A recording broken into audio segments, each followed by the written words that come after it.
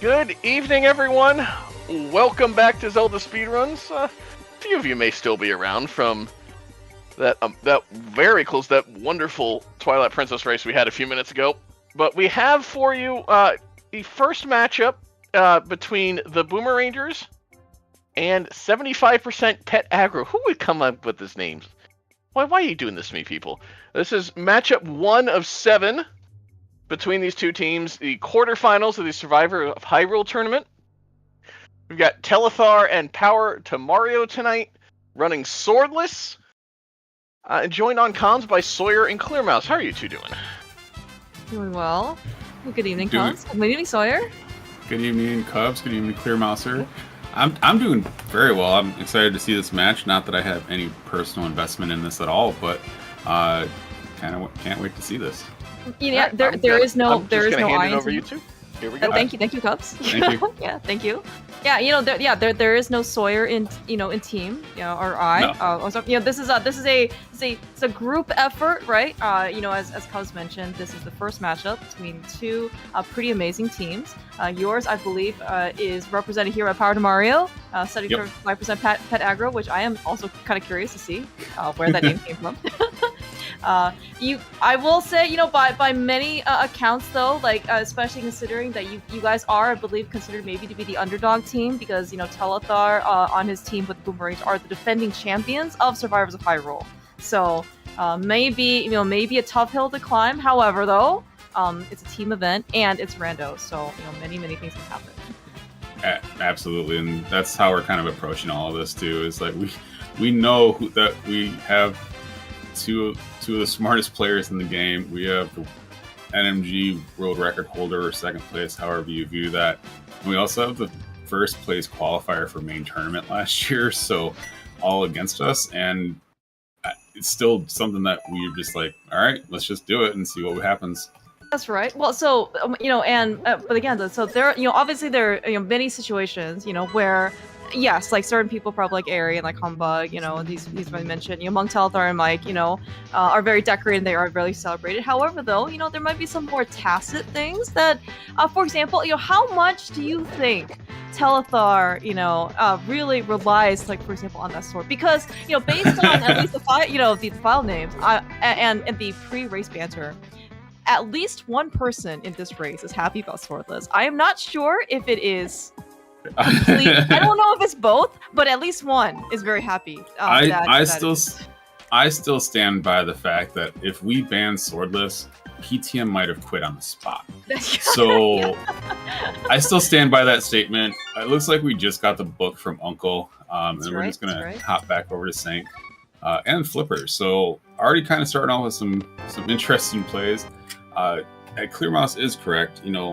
There is no sword, so having those boots can be fun, but when you don't have a sword to run through things, and also without a sword to use that book, you need to find the hammer. True. That's actually very, very true. Yeah, all of these things are, things that, when someone says, hey, let's try swordless. I believe, PTM, as you mentioned, I think you also maybe mentioned he was also running like his own like async league of swordless as well. Yeah, so, Pete's part of Mario, all for, I believe, the lack of swords, and there are kind of more maybe, some subtleties, but some also pretty overt things that you don't have a sword. Okay, obviously the B button is maybe a little lacking. We have an ice rod. Okay, early weapon. There are going to be some of the things that are kind of done for us because that required a sword. Like if you need to go back to Skullwoods, like the vines already cut. You need to do Aga. The curtains already cut for you. But then as you mentioned before, though, there are things that maybe some things that you think or maybe you're taking a little bit more for granted until you don't have it. In which case, for example, everyone loves boots. Everyone loves dashing. Everyone does not love dashing into enemies, and the sword very much prevents, it gives you like a very much more defense and offense, if anything. And you don't really have that luxury here in swordless. Yeah, and that's true all the way through, because and to give you a little more background on PTM, he has his Heroes of Time thing that he does, and he's not the only one that did the swordless league. I think it was like 4 or 5 weeks of people doing swordless, and he pretty much made every mode and tested every mode, so he's pretty well versed in that. That's great. I do know from our chat Telethar, once he saw Swordless, like, hey, you want to race tonight? I'm not sure if it was just because, he had the time, or he just wanted to, get it out of the way type thing. But it could be both. PTM was all like, we're all about this, like, right now, I'm good. So yeah, he's been looking forward to this. That's great. That's great. Yeah. In fact, I do believe that the attitudes, at least from Telethar and Power to Mario side, might be on the opposite ends of the spectrum. To even put it on the lightly, Telethar was, I think, also doing the Rumble stage. He was part of like the group of 7, and they got to roll Swordless. And boy, let me tell you. I have experienced like a movie when it was like so bad it became good. It's kind of like Telethar has so many memorable moments of that race that he just eventually forgot everything. It was like 2 hours of we don't have to talk about that seed anymore. 2 hours of hey, it happened, and now we can move on. That's right. And Telethar maybe was less than thrilled to see Swordless, considering I think throughout his entire time in the Rumble stage, he banned Open and Swordless. So, so these are going to be kind of the things, though, right? Where you think you might be, if you especially consider yourself to be the underdog, you might actually be in a maybe more comfortable environment. It seems like part of Mario is more comfortable, right? Much more. Yes. I wouldn't necessarily consider to be like, can you have someone be in a swordless element? Maybe, yeah. Like, but I mean, if it's gonna be anyone, it's gonna be part of Mario. So. Yeah, I think everybody knew that if Swordless was rolled, who was going to be doing that. But I mean, it is like you said, it's a team event. There are other modes that had to be done, and there was a little bit of strategy involved from both teams. I mean, it's the fun part about this is that we can always look for support from everyone in That's our right. team. Oh yeah, yeah. So yeah, and there's actually one thing kind of about I would say. In particular, like your team and Telethar's team, is that there's a lot of camaraderie. I've seen like you guys are obviously like very good, friends virtually. I mean, as much as you can be friends IRL, for virtual situations go, but yeah, like everyone gets along very well, and yeah, as you said, everyone supports each other, right? It's not like like like how do I maximize me as opposed to how do I maximize the team. Right, that goes for both, Telethars and your team. Except for kind of the group stage where, we got both runners kind of doing the same thing. So there's not very much divergence at the moment, but I can tell you that PTM's shoulders are pretty strong because he pretty much carried us all the way through 2 brackets, a couple close matches, and then PTM just kind of went off. So he's ready. I think Telethar is obviously ready. So, Moon Pearl. I'm not sure exactly when Power to Mario is actually going to get that because he was in blind sight without any bombs and has not gone back yet. So hopefully he gets funneled to that pretty quickly. So the good news is that it's if you're gonna last locate early. The Moon Pearl last location is actually probably one of the better items to last locate, and I have it on full authority that you can still win a whole tournament if you last locate a Moon Pearl behind a bomb block wall without having any bombs. So full authority. I believe the person that have happened to is in chat. So nice. So we did see the hammer and also the flute, so that might help him get back to that Moon Pearl. Telethar is going to go and possibly it looks like he's going to go maybe get some bombs, he's going to Eastern Palaces. No money, no bombs, or he's making yeah. I'm not really sure. Yeah, no, it's a good point. And this is part of the open mode consequences, right? You can have actually quite a bit of divergence. I mean, this is probably more pronounced in cross keys or like entrance modes, right? But even the decision to start at your house versus Sanctuary. I mean, this particular case, Telethar and PTM both started as Link's house and got the same start, but you can actually see that there are lots of even like that starting point can lead to very different decisions. PTM went to South Shore, after got a lot of resources, right? As you also mentioned, you got the hammer, you got the flute, going back, the fact that he's in Kakariko now, he's got some bombs, he can go clean up the rest of the stuff, right? And it looks like he's going to go back immediately. So. Getting that bottle from the bottle merchant. Gonna check out Sick Kid. He's got that flute, so he'll be able to kind of move a little quicker to get to these water checks where Telethar is going through the water, and then probably going to go check out Ice Red Cave or Zora area. I'm not quite sure which. Yeah. But Mario will be able to catch up a little bit with doing that too with the flute. Yeah, and like Telethar actually is even here doing the water checks, and well, you know, it's always going to be kind of a situation where you don't have enough Zora money, and you know, when are you going to come back to Zora? Now, I know that some people don't like to check Zora Ledge if you don't have enough money, just so you know, so you don't hard isolate Zora itself, right? Yeah. But in this case, looks like Telethar's going to take a peek. From what it seems like, maybe PTM also won't have enough Zora cash, so we'll kind of be in a similar position. Yeah, it looks like it's been just 1,300 that they've gotten, and kind of that's really where they're going from. With him coming back out of this and not saving Clear, and I do think he's probably going to head down to Ice Rod Cave from here. Yeah. And then, PTM's kind of following the footsteps, going to Man Under the Bridge, and then going to probably head to Zora area himself. Yeah, and I don't know if anybody, including like the world's best players, you know, for either, you know, in this game can make swimming look less, I don't know, like elegant, graceful or anything. It is by far, I think, the most difficult mechanic, you know, of this game. You can mash buttons to, I guess, kind of help you go easier, but even if we saw kind of on Telethar side, is, you know, even like getting to the whirlpool, kind of controlling like the direction of Link, it's just much less graceful, right? Than, you know, because otherwise Link's movement feels very good, right? Like Link's very responsive. Obviously, we can get a lot more mileage if we get some boots on our feet, but you know, swimming is just difficult.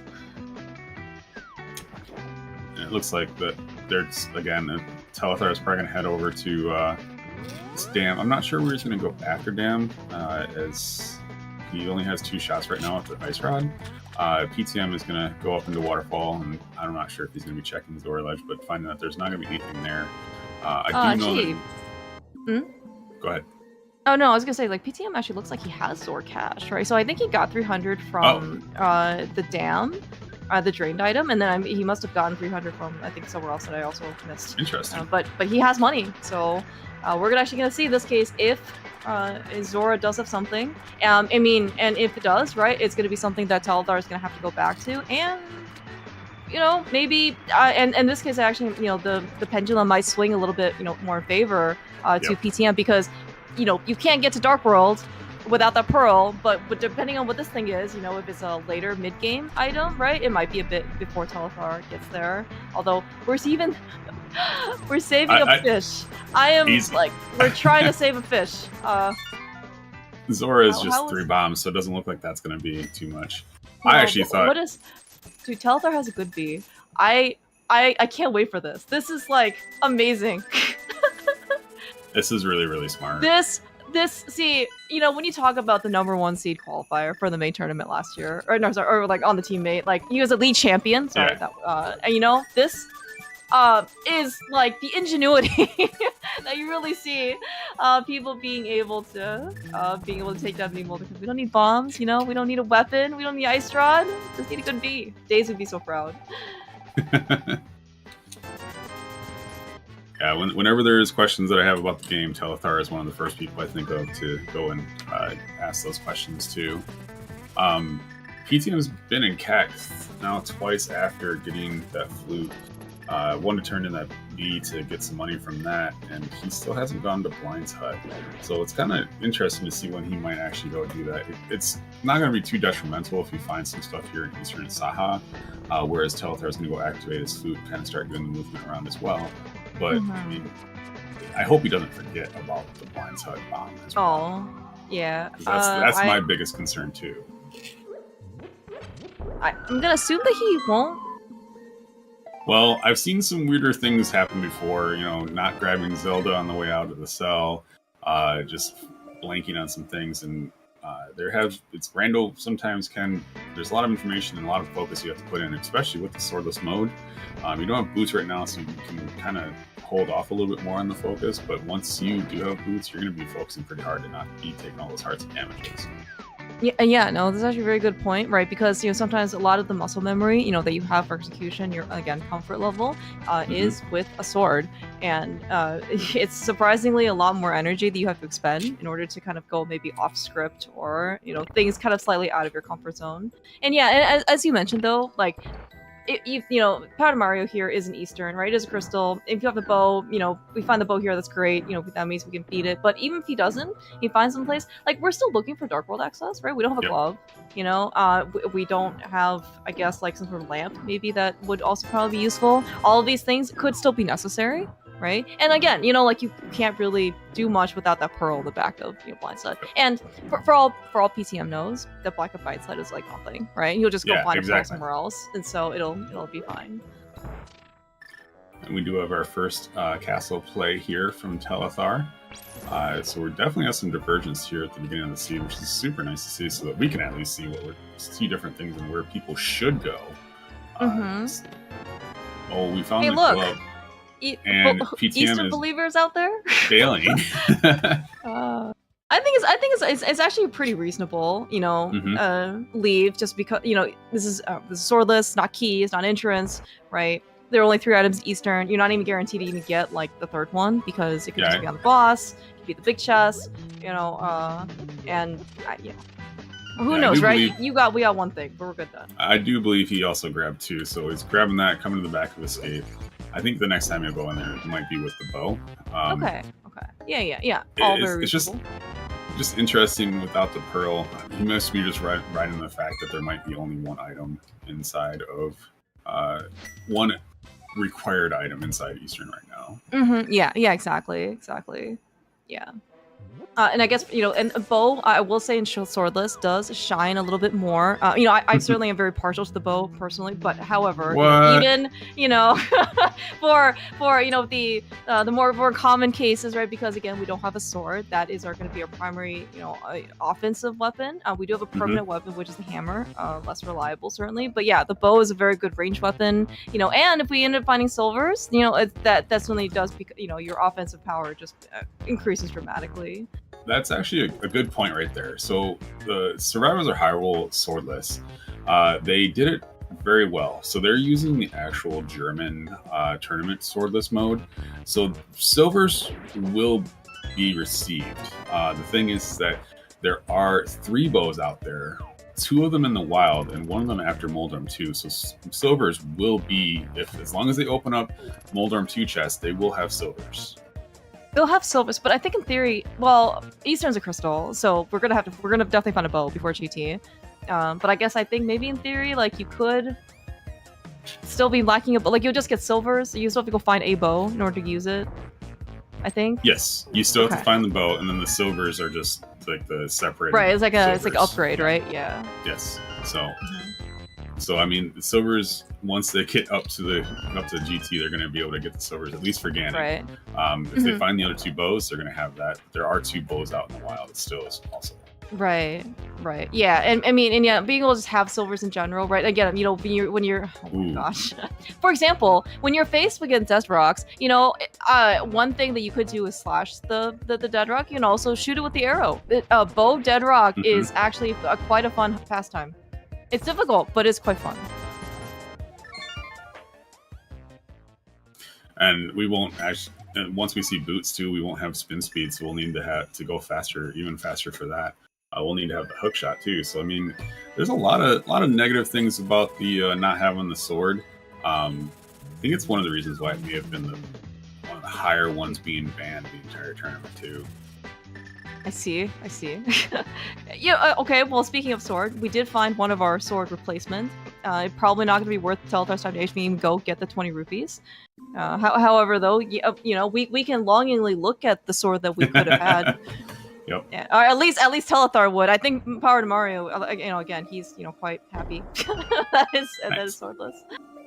And we do have a raid coming in from Gilgamesh, who I believe was doing a restream of the other Survivors of Hyrule match that was going on today as well. So there are a couple of Survivors of Hyrule matches going on this weekend. And thank you very much for restreaming that, Gil, and welcome in everybody from Gilgamesh's channel. Yeah, welcome. I think it was Wall Kicks versus PH in another bracket. So I did hear that. Well, did hear that Wallcakes did take the victory. So, but yes. Telethar is finding something quite good. PTM directly behind him, but I think that does look like it is the piece of progression that we're kind of looking for. Telethar was already up on the mountain because we saw he already got dead rocked, but he couldn't really go further, as you mentioned, without a hook shot or a mirror. Well, we have a mirror now, so we're gonna just go straight back. and we're gonna see him probably head over to Paradox Cave as well. The fun thing is we actually do have Dark World access as no mode. It's just they haven't quite got all of it yet. Yeah, and you are absolutely correct, right? So with our teams combined, we can in fact go to Dark World. However, I'm not sure if there is actually somewhat of a cross-team camaraderie. Unfortunately, this is a competition. Yep. Yeah, I don't see them communicating about what each person's done. I don't see co-op in this mode at all. Yeah. So, and I will say that Telethar, as certainly in addition to PTM, they're going to run out of their respective things that they can go check, right? So eventually they're going to get funneled into things. I still think that PTM will probably get funneled into the Pearl faster than Telethar will in Eastern for the glove. But then again, it's rando. Maybe Telethar, blessing or curse, we don't really know. He could actually find another glove up here. In which case that would be his Dark World access, and then maybe he'll just last locate Eastern even further, right? Versus PTM, if there's a glove up here, he'll get his mitts. When he goes, to go get his pearl, he'll just have, he'll have a lot more stuff to be able to do. We'll eventually get both things, soon. But we're gonna see in this case what the consequences are for this order of operations. Yeah, if a bow is up here, we're going to see Telethar probably singled it. Eastern, so that's going to be a bigger advantage there for Telethar. If there is mitts up here, then I see you won't have to go through the bushes in the back as heavily as well. You can go ahead and use that Telethar big rock. Going through Spiral Cave with half a heart and no sword is we already lost our beat. Interesting. He does have a red potion for what it's worth. He got that at Waterfalls, so he's not like the end of the. Oh my gosh, I don't know if he Telethar just okay. Yeah, it's fine. I was even thinking if there's actually another glove up here. Oh my gosh. Yeah, that was I'm gonna run away as quickly as possible. I cannot believe that Telethar's gonna get through this. So one option, if there's actually another glove right here in Spiral Cave, which there isn't. I was gonna say PTM can actually do Super Bunny. I don't know if you want to, but that is another, potential possibility for him to do. I've tried to think about what PTM does in most of his seeds, and I've kind of just given up on that fact. I'm just all right, PTM, you do you, and kind of he's gonna make his own mind. He's a feel player, so he'll decide what he feels is the best route at that time, and then kind of go with it, and has no worries about it at all. Yeah, you talk about actually. No, go ahead. Where I think Telethar is more of a cerebral assassin type player, gonna think about the best plays, gonna analyze it, and does this all within about 0.3 milliseconds, and then goes with it as well. Telethar certainly has a very strong level of comfort, with this game. But I think also, as does PTM, though. It's actually kind of, pretty good insight into see, how, in this case, PTM kind of thinks. I remember PTM kind of, maybe it was even as recent as, maybe not the last main tournament, maybe, 2 main tournaments ago, where I think PTM was, considered to be, a very, relatively new player, right? Really, really enthusiastic. I think he played in every single main tournament qualifier. That was, as part of the group stages. And look at him now, it's just a couple, a little bit of time later, and he's leading the pack, Yeah, he was I think that was 2 years ago, because last year was the asyncs for the main tournament. Right. Oh yeah, the big races. That's so. right. Yeah. It does look like Telethar has been funneled over to Eastern, kind of ignoring Zorf right now, which is totally understandable. Gonna be eventually getting this glove, and we'll see if there's anything further that he wants to do in Eastern. Whereas Paradox and then kind of the rest of CAC is all Power of Arion's going to have capability of doing here too. So you are right. They're going to get funneled into where they need to go because there's not much left green on their trackers. Mm-hmm. Yeah. Yeah, that is one thing. I mean, I guess is maybe also, is it a double-edged sword to see a lot of green, also maybe a little green, you know? At the one hand, like if you see a lot of green and you find progression, you're pretty happy. At the same time, if you see a little green, you probably lost located something. Maybe you're less happy. Yeah, and you're thinking about your opponent, like, did they get this sooner than I did and stuff like that. Yeah, exactly. Mm-hmm. PTM going to be doing the race game. I can see where PTM does this because I'm sure he's talked about this with us, and I remember this conversation too. He'll check race game, and then if race game isn't anything, because he'll want to be able to just quickly go into the dark world once he gets that moon pearl. Yeah, I think it's also very reasonable, right? And being able to, start in the village. I mean, maybe some people like to go start a hype cage just because you don't have to go around to get the dark world portal. However, though, sometimes you don't get that choice, and you also can't really control where the items are placed, right? Like maybe starting in the village is the right thing to do for the sea. Maybe starting a hype cage is the right thing to do. Telethar is gonna have to get a little bit more latitude, right? Because he's gonna find his pearl or his glove here at Eastern that is not very close to any dark world entry point. Yeah, and it looks like he's gonna continue on to see if he can get that third item. PTM going into the blind side, and just noticing right now too, neither player checked the map. Their trackers aren't updated when they were shifting over into Hera, so they're not quite sure what's a pennant and because there's still 2 pennants out there. That might influence some decisions if they knew that knowledge. Good point. Okay, looks like PTM actually going to save and quit out of Blindside. Actually, very reasonable decision as well, especially because walking out of Blindside is actually extremely slow. Yep. All right, we did get another item in Compass Chest is 20 rupees. So actually, Telethar's gonna check the big chest, but it does look like maybe on set early the decision to leave after the glove immediately was a good thing. If there was an item in the Compass Chest, he's going here for the big key, so that when he comes back, he'll be able to just right to the back. Yeah, so I like this play. From Telethar, where we have Mario giving us our first look into Hype Cave.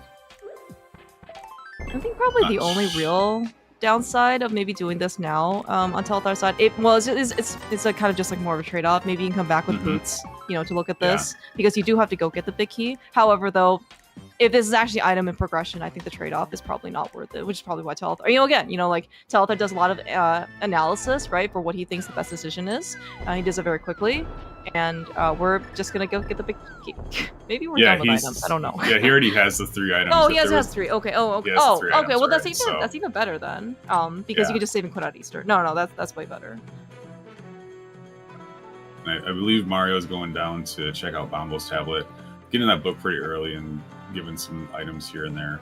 I don't think that book's really given us anything, so just going to kind of give this one up. I would like it if either of them did a map check at some point. We still haven't seen one. Maybe they're taking the road of wall kicks, right? Who refuses to ever do a map check. There we go. So Thieves Town is green and Woods is red pendants, whereas Turtle Rock is also the red crystals. So, Book Vladimir, thank you.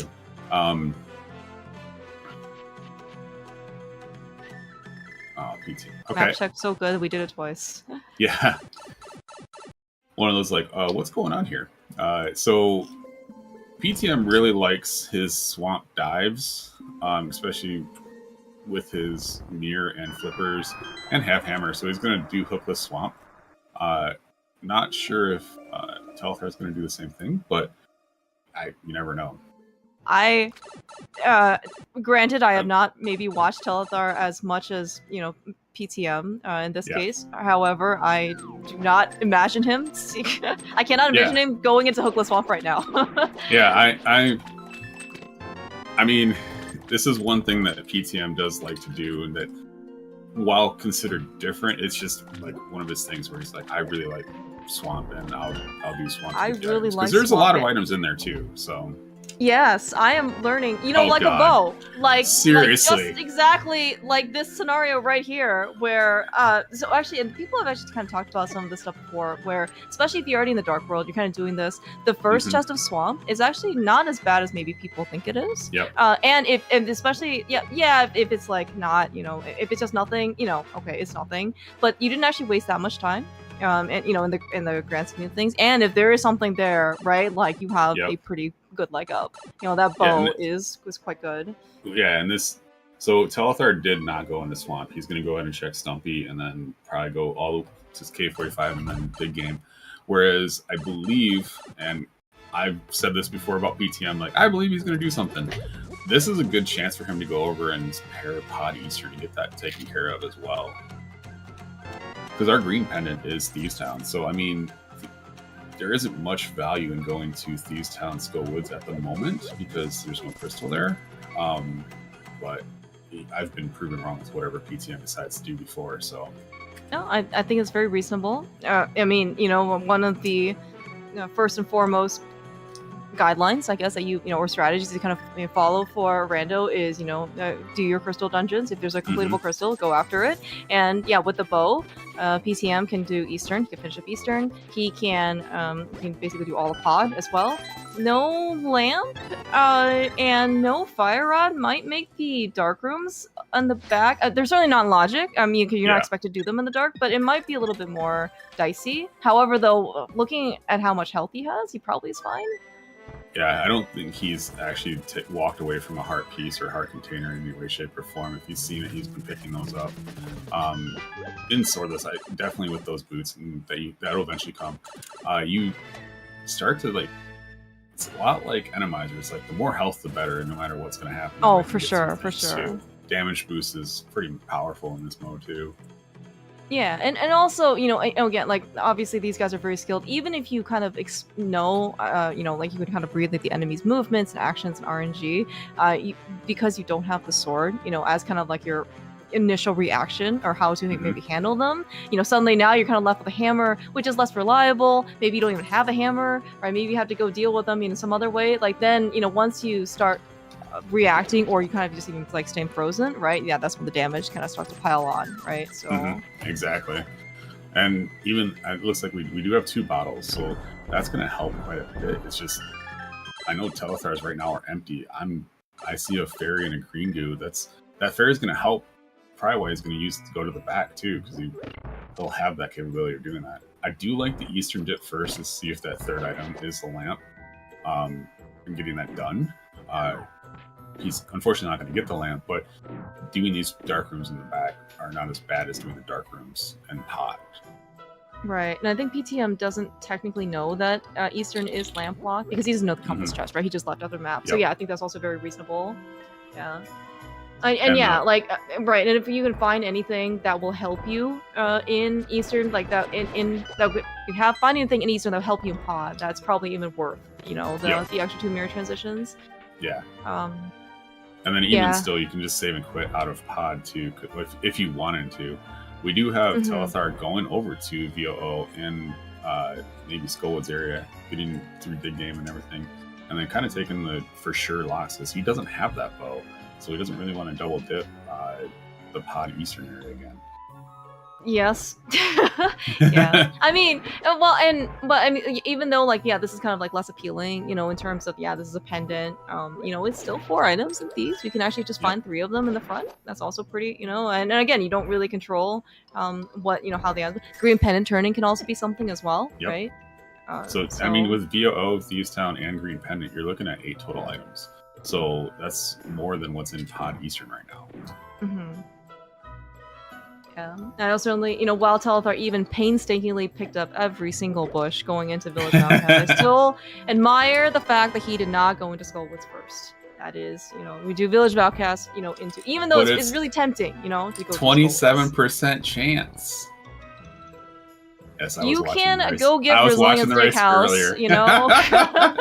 All right, you can have a nice, you know, nice dinner with Dunka, right? You can discuss all of the great progressions you found, you know, or didn't find in Skullwoods. All right, we will believe in Pendant Thieves Down, which Telethar is even going to the back quarter. How many items back here? I saw Thieves on Compass, I saw Big Key, and I saw Small Key. So okay, so 3. Okay. Yep, Thank you, thank you, Arya. Arya is our awesome tracker. He is eagle-eyed for all of this stuff. Mm-hmm. And the fun thing about auto tracking, ever since that got implemented too, is that the auto trackers that I don't Telethar is using, because we can see them. They do tell us how many items are in there, so it's also another thing to take off the mind, which super great, because you have to focus so much on how your execution and your hearts and movement in this one too. Yeah, I think especially with the adoption of basically a lot more auto tracking rules. I mean, certainly there's a lot of community tech support. You know, like many people have trackers. I don't know actually the tracker the PTM uses. Telethar has his own version. I think branch of Entrando for cross keys. You know, you see Donka Tracker, you see Emo Tracker, it's Codeman's Tracker. I mean, I don't want to leave people out or drop or anything like that, but there's a lot. There's a few out there, yeah. I honestly, this is the first time I've seen PTM's layout, so I'm not quite sure.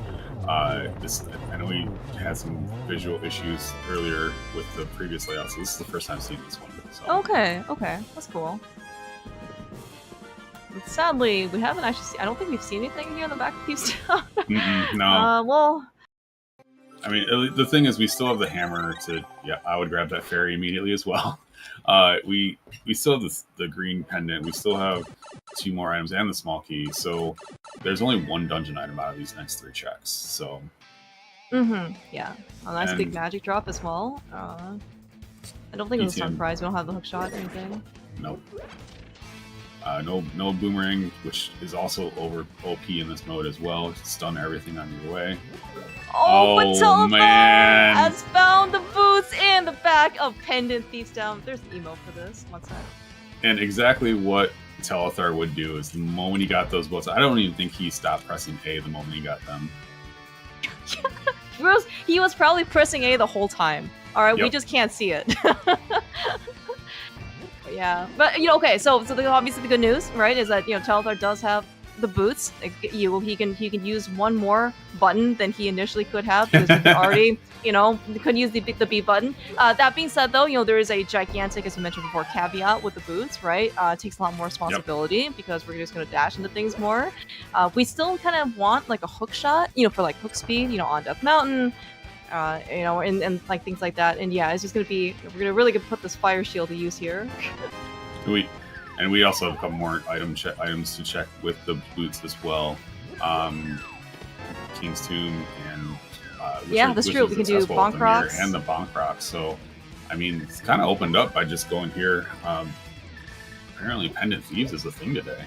Oh yeah, well yeah, I don't know if I can say we love Pendant Thieves, but somehow, we there are definitely, I know it's actually Green Pendant earlier today too, right? Yeah. So okay, well, getting boots out of here is massive. So we both players a different item, doing different things. Who knows where this can go now? Yeah, but certainly Telethar's speed of execution is going to he's going to incrementally gain. But there are myths as well. And so Village of Outcasts, or at least this particular area, is definitely very much required. Now that being said, though, I don't think PTM is going to definitely come here, because he's going to exhaust his crystal dungeons, and then basically come over to his non-crystal dungeons. Hey, look, there's another sword. So we'd be untempered right now, I believe. That's interesting. So, I mean, this is also going to help, because Telethar does have the capability of doing Smith Chain right away.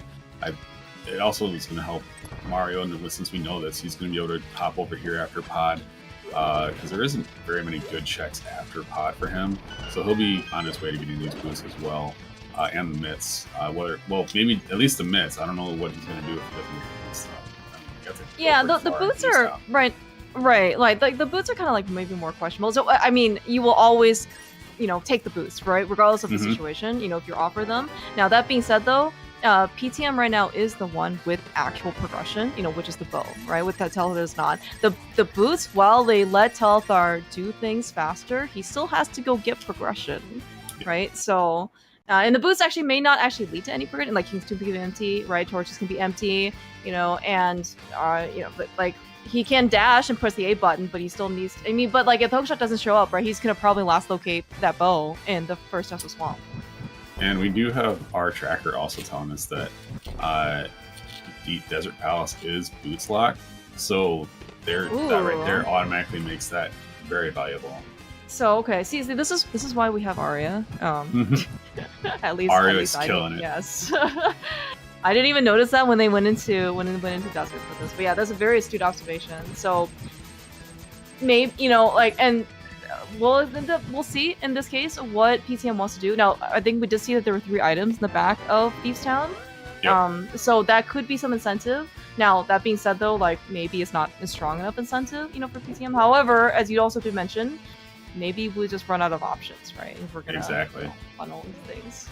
I mean, with those myths, it does open up a couple more dungeons. Like we do see Telethar coming over to Mireshed. I wouldn't be surprised if he tries to do some desert stuff here as well, because it's beast locked. But I could also see him going over to Ice Palace too. You also have Dark Death Mountain. There's a lot more options for him to do, and he's going to be doing them fast with those boots too. This is interesting. I like how this PC's rolling out for both players. And like you said earlier, PTM's utilizing that bow. I believe he used all that bow, like 8 shots or whatever, in the middle of back Dark Maze. So he's been utilizing that just to find out where he's at. Yeah, no, the bow is really, really good, right? Because, yeah, like, you know, this sword, right, actually certainly acts as one of your, like, homing beacons, right? Especially if you get little sparklies, you know, in the dark room. And if you don't have that, right, you got to improvise. The bow is a very, very good proxy for it.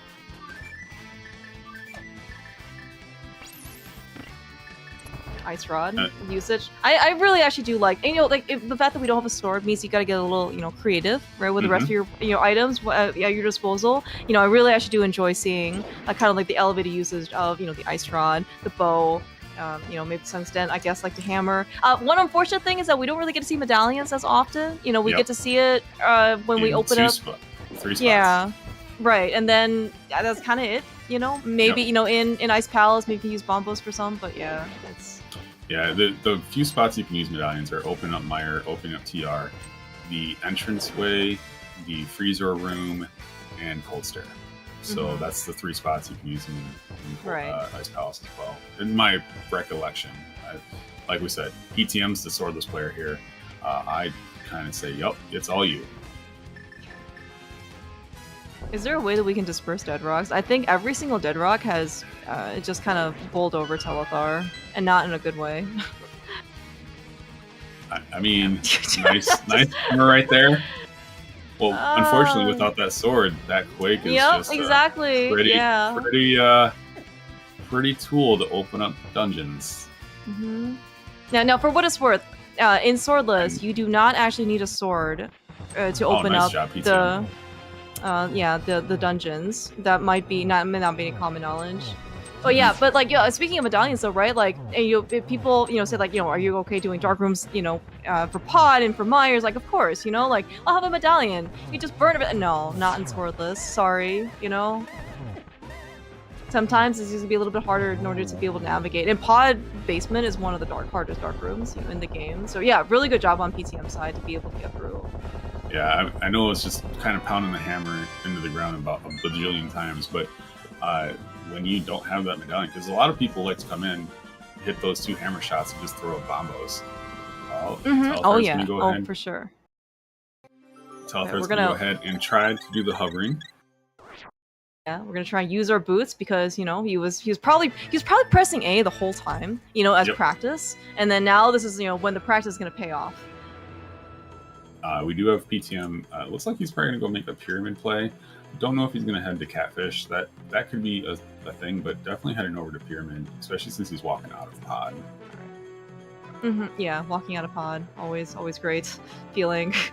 Alright, by the way, Telethar has made it to at least the first chest now. Don't want to curse him, but this is the impossible chest he can hover to somehow for whatever reason, but he got it. Telethar is the impossible. And didn't get anything for it other than some money and some bombs. So correct. I mean, at least he doesn't have to worry about it, come back to it at all. Yeah, that's true. I mean, and we know that Swamp is a crystal, so like unless it's gonna be specifically hookshot go mode, right? You're probably gonna kind of come up here, right? Yeah. With the hookshot looking for stuff. So it's definitely gonna be very worth his time. Yeah, but he's pretty empty. Not right? having anything. Yeah, just only hearts and 50 rupees. Did you know that the Ropa takes more than one arrow to hit? Bow Ropa, alright, take lessons. We need silvers. There may have been a couple times in which I only had the bow to use to protect myself, so actually I did kind of know that. Yeah. So it's one of those things where that's where the short distance of the hammer helps. It's detrimental, but the damage of the hammer is just tempered damage, so it's going to be able to kill them all quickly. Yeah. You know, I was gonna say it's kind of like swinging a hammer, right? Sometimes it's a bludgeon weapon. Maybe it's not the most reliable, but it does. If it does hit, it hits well. Like a hammer, it hits quite a lot. So sometimes it's actually gonna be worth it to use, right? And it looks like actually we didn't have, and unfortunately, PTM didn't have boots to begin with. So it's not so his helmet fight was actually a little bit more dangerous. You can actually see maybe the usage of the bow, especially when we don't have like Master Sword. Well, or any type of sword, right? To be able to, try and take down phase 2, right? Quicker. And we got a cape, so that's going to help a little bit on the safety side. Yeah.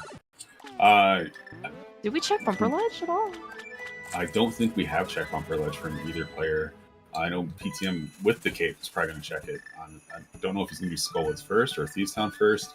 But I mean, that cape could be big. Yeah, no, that's something for sure. It also does get us into Spike Cave. That could also be, something, at least like logically. I'm with the looks like 3 bottles on Telethar side and the 2 bottles that PTM has. Like, I'm sure they can just brute force their way through. But Spike Cave isn't really that great of a check, and also takes time. And so like you probably don't want to rush it.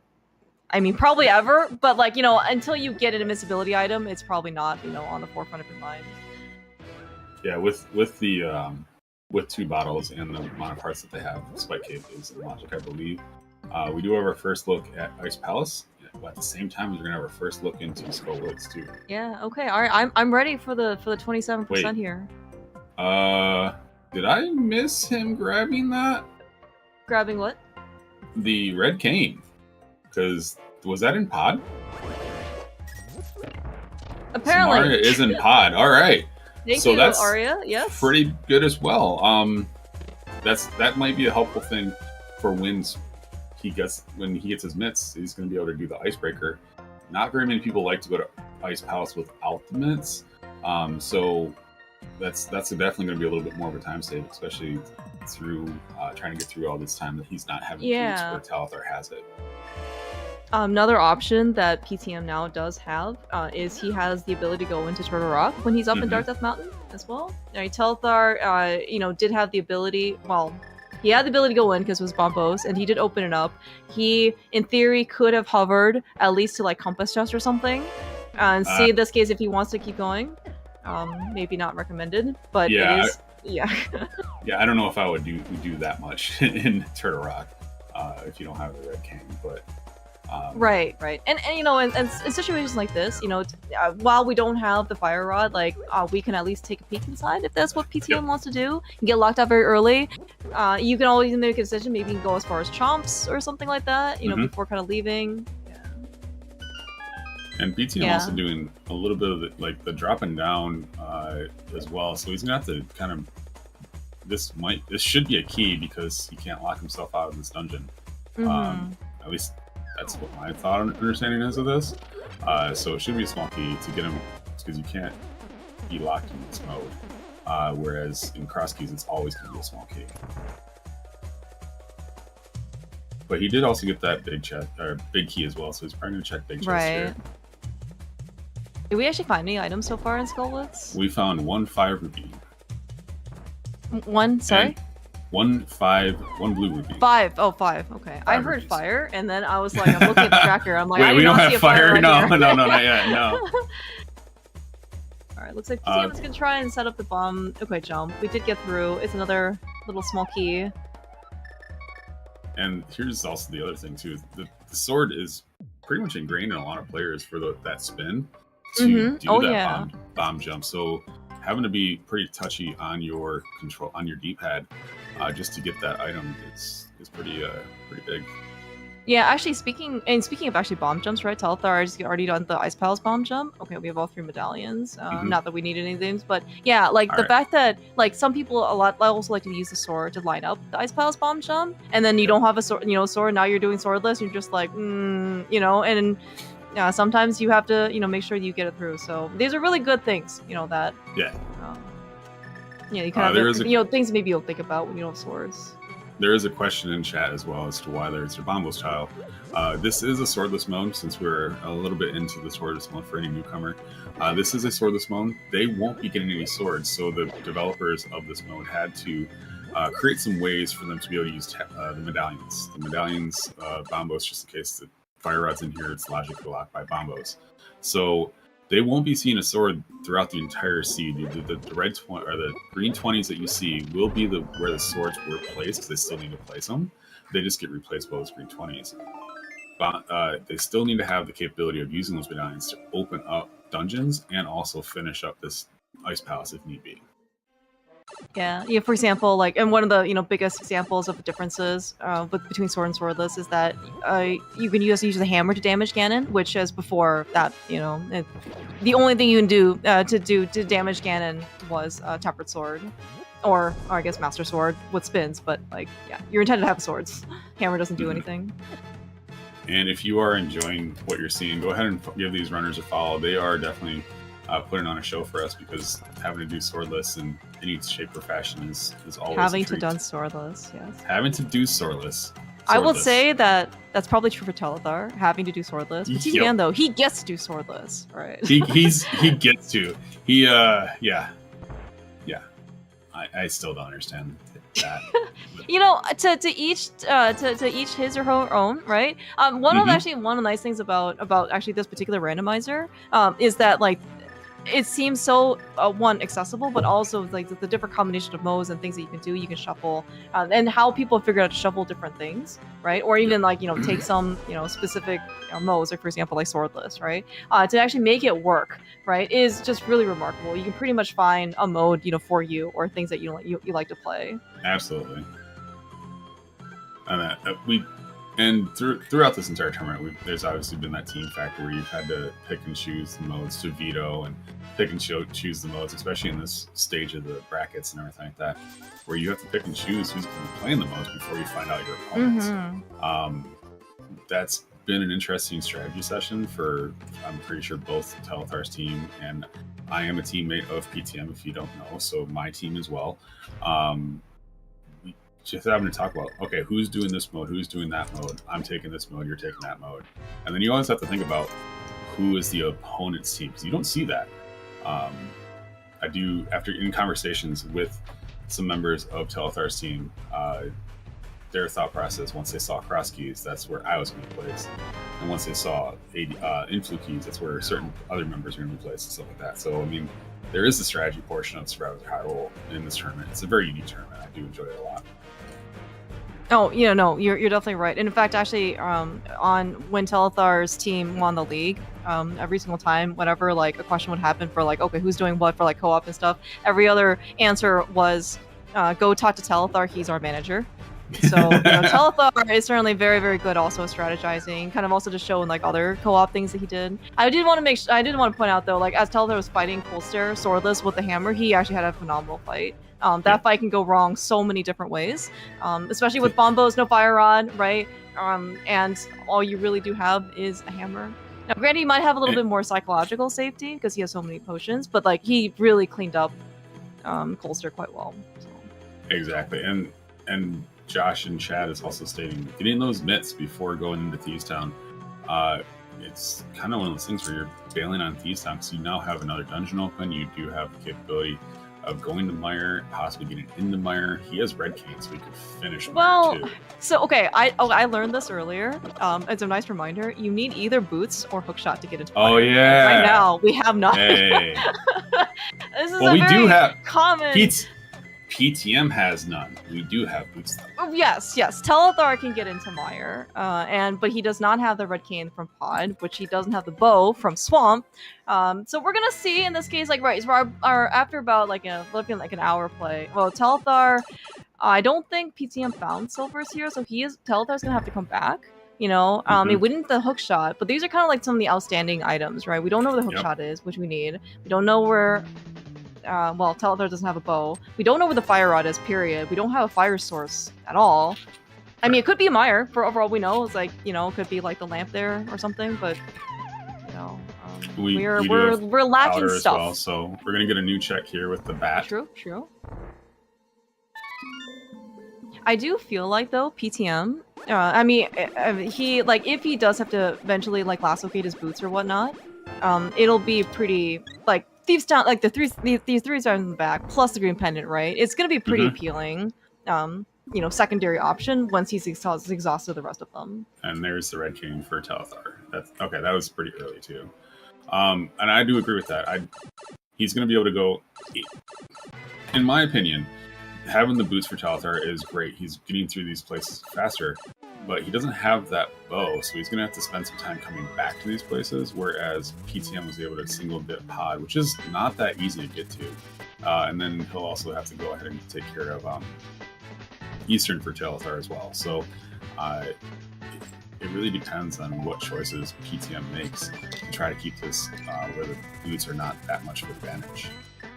Right. Well, we're gonna see in this case. I assume Telethar, after he exhausts Pod, he is gonna go into Mire, because he does have that option. So we're gonna see in this case what boots actually lock. The Overworld didn't really seem to have much for him that were behind boots, right? He like Telethar check Bonk Rocks or King's Tomb, torch stuff.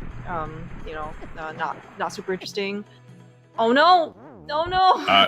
Looks like we're gonna be using that fairy a little earlier than Power to Mario wanted. Where's the bug net? We have the bug net, okay? Yeah, Arya, he's tracked the bug net. We can get infinite fairies. And you know what? I'm actually surprised by that. But infinite fairies, I mean... he's got powder, he's got bug net, he's got a bottle. What's the problem? Oh, there's no problem. Never a problem when you have the bug net. Yeah, exactly. Okay, yeah. PTM realizes that I think, right, as Arya and other people have mentioned, that, you know, Dester's boost locked, so we can't actually go beat the dungeon, or we can't beat either dungeon here. Yeah. I think, you know, Telethar also picked up this bottle, too. Maybe with a little bit more creativity of items used and the path. However, though, like, you know, you mentioned those before, though, you know, it's swordless. I would consider both Telethar and PTM to not necessarily be necessitate the usage of safeties, but when you take away the sword, right, suddenly things can actually get a lot more dangerous. Exactly. And we're seeing Telethar use his boomerang. The fact that these players have been using multiple ways to get through all of the items here, or all the dungeons, is very impressive to see their game knowledge with all of it. Telethar, as part of the Boomerangers team, I can't imagine him using anything else other than boomerangs to help him. Now, granted, like, he does have the red one, which is not him. You know, that's his teammate Mike. I would like to see him go find the blue one, so, you know, he can really then, you know, unlock his final form. Yeah, the Boomerangers was actually, once we saw that name, that was pretty funny. I liked it a lot. I think earlier you stated, since we kind of have we have new checks coming up here shortly once we get Mire 2 done. 75% aggro is 3 of our members have pets, and in the middle of the seeds, usually we have those pets wanting our attention. Whereas the only person that doesn't have pets is currently racing. So he's usually like, yeah, I'm just focused and such like that. So that makes that's where we got the sense. 75. Yep. That's so great. Oh, that's adorable. Okay, so you have dogs. What do the other team members have? They both have cats. So I see. Okay. Narwhal and Sliver have cats, and I really like what Telethar also. No, we're talking about team names and stuff, but Telethar using that red cane to his advantage in Mire 2. So. Yeah, sometimes I know again, like we actually see a lot of like very elegant NMG, fast Mire 2 strats, right? Almost all of them involve some amount of sword beams. Sword beams, you use the fire rod. That being said, we have no sword period, but also we don't have a fire rod. So we're gonna have to improvise. Especially and I don't know actually how much like entrance I guess PTM plays. Telethar certainly is very comfortable with entrance. Sometimes you find Mire super early. You're here with like an ice rod and a couple bombs. Maybe a cane. You learn to use what you got. Yeah, there was a little bit of a debate about who was going to be doing entrance, the cross keys. So PTM does play all. PTM likes the game. He plays as many modes as he can, tries to learn everything he possibly can, because it just makes everybody an overall all-around player. Telethar, Mike, Barry, and Humbug can all attest to that too. The more things that you know for modes, the better you get in other modes too. Especially since you're doing swordless, there are times in cross keys in other modes where you do have to fight blind with a hammer or red cane. So I mean, you're not too adverse to doing swordless items and swordless fights. Oh yeah. And we do have Telethar. It does look like he's going to be able to go to the back and take care of Biddy, but if there's no item there, then there's definitely an item that's fire locked as well. Yeah, right. So I have certainly heard the advice where you can rush the Hera the dungeon, and if you don't have a lamp, guess we can't do Hera basement. That's one of the things that you're not choosing to skip it, you have to skip it, because it's not accessible to you. I don't know if people kind of apply the same mantra to Mire and the cutscene chest or the compass chest for that matter as well. PTM also doing actually having a really good swordless hammer fight here too. Just pretty much using the We're hammer, just pounding, bouncing against, And it's great. And have to use this green or red potion. I almost kind of wish that these guys had a worse fight, just because to like really, show like, hey, by the way, this is actually kind of a hard fight, But I mean, as you said, though, I think PTM, given how comfortable he is, with swordless, certainly probably within expectations, but still really cool to be able to see something like this happen, live. Speaking of live, though, is this Bomb Spooky? This is not Bomb Spooky. Maybe it was Bomb Spooky. I wish I saw. It's hard to see things in the dark. Okay, Telethar not having a lamp, but the fact that you can basically just get through these rooms with kind of like little to no trouble. Just oh, that's so awesome. Thanks, P-Train. Oh, that's so cool to be able to get this. All right. Okay. We have no fairy, as far as I can tell, on Telethar's side, so he's just going to pound away, with and basically just using a potion to make sure that his health is okay. Probably fairy is kind of like nicer, so you don't have to kind of like pause and then as Telethar's doing, pause, drink potion, and then unpause, and then kind of go back. But with this many resources, it's not necessarily about necessity, about survival, as we can kind of see. It's maybe also just about like making the fight fast. We don't have a bow on Telethar's side, so it's already kind of dicey. This okay, I know he knows what he's doing, but it's kind of scary. Yeah, I think anytime you don't have a bow or a sword against the big eyeball or even the smaller eyeballs, because they just do so much damage, it is not a pleasant experience. So there is an item that is locked by fire, and it looks like Mario is so something on the mountain or further in swamp is going to be our progression. Yeah. Well, so at least Telethar is going to be able to finish up Desert, because he's the one with the boots. I mean, PTM's gonna get the boots relatively soon, and then I imagine he's going to go also to like Mire Desert. Now that being said, though, we still don't have any type of fire source. No lamp, no fire rod. So maybe PTM will also, not be able to get cutscene chest or compass chest. Unless there is something in big chest here that the big key is blocking, or this, I'm not sure what is on the torch. I didn't get a chance to see that when it first happened, but so there could still be one item because there was only an item in the map chest. Oh, might. You're right, Arya. Yeah, as I was just saying, they still need to have the fire source. I learned this a little bit ago. Like, well, we don't have a fire. I learned this a little bit ago that you need to have either a fire rod or a lamp to go ahead and beat desert. You think the shovel leads to a fire rod or a lamp? I hope so, because we're starting to run out of really decent checks to do. Did he not grab the big key when he was in there? Yeah, he didn't grab. He grabbed the shovel and mirrored out, and the big key is actually vanilla. So I'm wondering if maybe he was just paying attention to like, oh, I don't have any more items, you know, therefore I'm not going to. But then we also kind of need the big key. It's fine. Yeah, it would be easier to instead of having to come back in from where he's at, he'll be able to just use the mirror in the midst. Yeah, he saves so much time with using Bomb Spooky. All right, like this is just nothing. It's just, you know, he can afford a lot of extra fluff here. And it's going to be interesting. We're checking the shovel real quick. PTM does have his boots, so he's going to go immediately over to Meyer, and then probably hop into Desert right afterwards.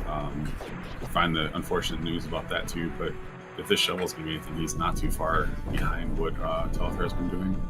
Yeah, well, I mean, you're right. So PTM is, in theory, maybe about like a Meyer clear, you know, behind Telethar in terms of, you know, his progression. But keep in mind, right, Telethar still doesn't have the bow. He still has to go finish Pod in Eastern. So, you know, it's definitely, and we somehow, after all this time, still don't have a fire rod, still don't have a lamp, still don't have a hook shot. You know, where are these items, right? And so it's really still, I think, anybody's game. Telethar, unfortunately, giving into, you know, last resort temptation, is going to have to go into Skullwoods, get his 5 rupees of disappointment. Yeah, I also see this could also... I see this could also be a North Dark World play over into Graveyard Ledge and possibly Catfish, but we both know that there's nothing there either. Right. Oh yeah, that's true. We don't have the cape on Telthar's side. PTM. No, PTM got it from Catfish. Right.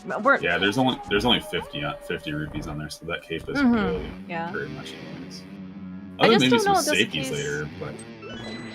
Right. I just don't know if Telethar has actually checked or scouted Bumper Ledge. So, but I think Telethar did scout Lumberjack though. I think I remember that. So we know we don't have to go kill Ag. Now that we have a lamp to even, you know, remotely point us in that direction, but with these 2 runners, I'm pretty sure a fire rod would be all that they need too. So yeah. Sawyer, where's the fire rod? Your guess is as good as mine at this point. I like the first check in TR as a possibility, but actually, PTM actually is going to be a much better position to do that because, you know, again, Telethar, you know, found the mist earlier than PTM, went up the mountain immediately, but did not have Samaria, which was in Pod. I mean, like, you know, order of operations here, you know, actually can, you know, I mean, it really, we have a lot of divergence, you know, between, in this case, Telethar and PTM. Yeah, and we do also have the that bow, the dip in the swamp to get that bow is also something that is kind of keeping PTM like right there too, and Telethar, once he gets that bow, he's going to be able to go and finish off Eastern and Pod, but they're both still going to be wondering where all these items are. I am kind of curious now, because, you know, between PTM and Telethar, you know, as Telethar kind of like retracing some of PTM's stuffs, right, in order to do, you know, like North Dark World, you know, PTM left after the first chest of Swamp, which was the bow, right? I mean, what if the hook shot is in Pokeless Swamp? Right, that is something that also can open up more things, right? A fire rod could be back there, like, so if there is another piece of progression in Swamp, Telethar I think is in a better position to do so. But if the piece of progression is in TR, like first chest or second chest or whatever, I think PTM has a much better advantage. And, you know, we don't know where the stuff is, right? So yeah, I mean, it all really depends on what each runner does after this step right here, because I mean, there is the possibility for, well, I mean, there's less possibility actually for Telethar because he's already done Dark Death Mountain, whereas PTM hasn't done Hookshot Cave or Super Money. So there is a possibility that is what pulls him up there, whereas Telethar really only has the dense checks of Swamp left to do. Yeah, and he's right now just trying to like figure out, you know, try to tie up some of his loose ends. You know, we're actually going to see him, you know, go on to Pyramid. These are checks that when you see somebody doing them, it's not because they want to, it's because they have to. Yep. They don't get to, they have to, sadly. It's like, all right, I'm pretty sure both of them are going, where is all the stuff that we need? Because the fire source is what's locking 2 dungeons. Definitely, if it's just a fire rod, then it locks pretty much 2.5 dungeons. Yeah. I will say though, like the fact that we don't have a fire source, we don't have a sword in order to have medallions help us, in any like the darkroom situations. Like you can tell that Telethar and PTM are playing at some pretty good levels. Just because like you have to be able to get through these, right? I mean, like yes, the sea is always beatable without in order to find the lamp, in order to go find whatever else, right? You're never going to soft lock yourself, but the fact that they don't need those types of, I would say, like crutches in order to get through these rooms, right, is going to make them much more efficient. Now that being said, though, we still are going to need one of those, like fire rod or lamp. So where is the thing? Let's actually clean up Zora here as well. He's gonna really be happy with these bombs. PTM running on 3 hearts. Gonna go ahead and pop a red potion. Doing the eyes. Using all of his bombs, or most of his bombs, and all of his arrows on just the small eyes, whereas he's going to have to use those the hammer on the big eye, just like Telethar did as well. That's actually a really good point. Yeah, and I was even thinking like PTM's going to come here with the bow, but I guess maybe depending on the number of arrows he has, actually could be potentially like a still like cleaner phase 2. However, though, that being said, we still this is actually a more classic problem than you might actually imagine. Resource management is definitely a thing in Brando, and if you come up here, even you can run out of silver arrows, run out of regular arrows, suddenly you're hammering the big eye. Yep, and the big eye is doing 4 hearts of damage as well. I mean, it's definitely a health check. Even NMG, regular rando, no matter what. I'm actually. They were both at Ice Palace as well, both with more than 600 rupees. They had an opportunity to go in there and grab more resources. That's true. Through the upgrade fairy too. Mm-hmm. That's usually a big play that swordless players do as well. I mean, you kind of want to have that. Well, all right, Telethar. Sorry. If you don't have to worry about resources, that, like I said, one less thing to be on your mind. Oh baby! Well, look at this catfish induced. But we also have 3 bottles, so we just are gonna avoid catfish anyway. Find here in Spike Cave. That is something. Yeah, that is definitely gonna be something pretty major, for Telethar. I mean, I assume PTM's gonna we're gonna get funneled into Spike Cave. Yep. Eventually, probably on the sooner side, honestly. Because we're lacking that fire source, and unfortunately. For me, not for Telethar and PTM, they found the fire rod before the lamp.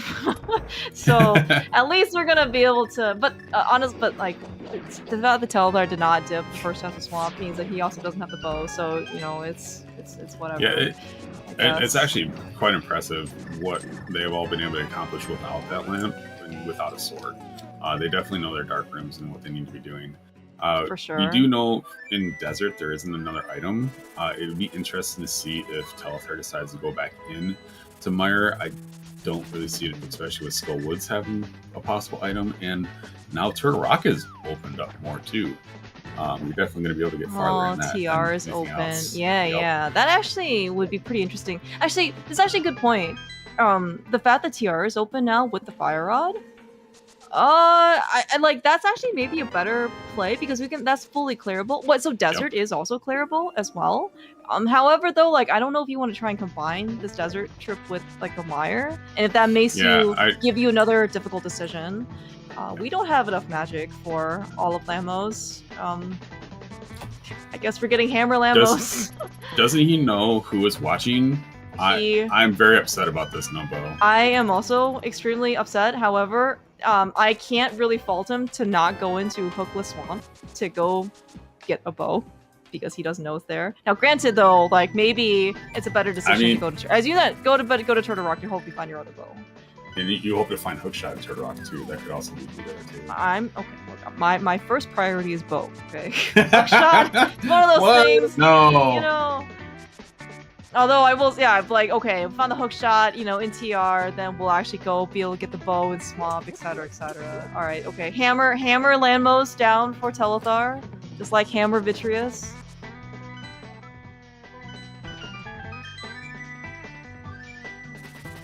I mean, you also have the fact that Turtle Rock could also still have a bow too. I mean, Turtle Rock to me would be looking like a nicer play, but he's already done Dark Death Mountain as well. This is really a 50-50, and we're going to see, and it looks like it's going to the mountain.